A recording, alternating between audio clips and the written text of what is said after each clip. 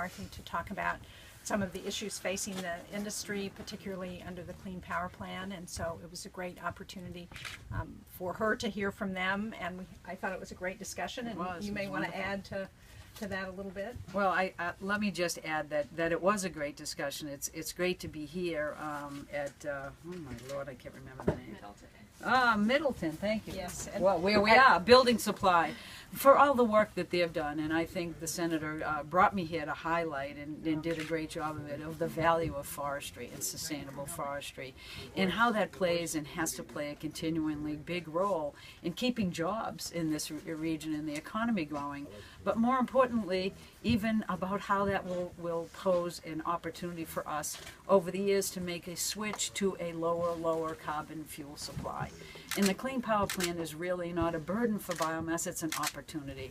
And we want to make sure that states like New Hampshire, where sustainable forestry has been a way of life, have opportunities under the Clean Power Plan as we shift towards lower carbon fuel. So I'm excited to be here because this company has found that they can switch to a biomass generated combined heat and power system, save themselves $700,000 a year, lower their carbon footprint, and keep more people employed. And this is what this shift is all about. So I'm thankful that the Senator brought me here and all of the folks in the industry across this region that we've been talking to, and particularly in New Hampshire, about how we can support their efforts to utilize sustainable forestry as a way to make a shift and get credit for that under the Clean Power Plan. And let me also recognize Kurt Spalding, who's the Regional Administrator with EPA, who's also here, who we usually see more often in New Hampshire. We do. It's a pleasure to be up here and grow to understand the issues as the Administrator described. So, any questions from reporters who are here? So what did we learn today from taking a tour of Middleton Building Supply? Well, as the Administrator said so well, we see here how they are taking advantage of combined heat and power to lower their costs of heating and power generation, and also making great advantage of the chips and the waste product. And say what? And keeping the facility going. And, yes. And this is Marcy, who runs. Being able to increase our employment here and jobs. Yes, absolutely. Good opportunity for So this is one of those great ways of showing that you can really care about the environment and use that as a generating force to keep jobs growing. And this is what I think our hope is, and is that we will keep finding more and more ways to do that.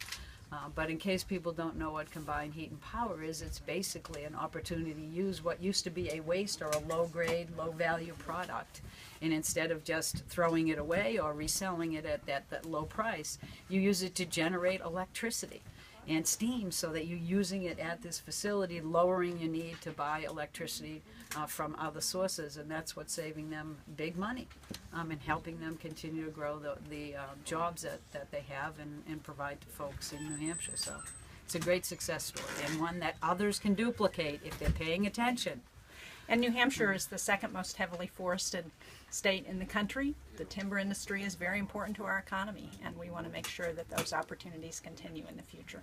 But one of the things EPA has announced under the Clean Power Plan is to get states together, get stakeholders together, to really encourage states and to find ways to provide them more certainty that biomass is part of the solution. And sustainable forestry can be identified and recognized in a way that makes sense for those that operate these forests as a potential shift away from the use of fossil fuel into a more diverse energy system. So we're excited about those opportunities. We're going to bring stakeholders together and help resolve any uncertainties that are out there so states can move forward.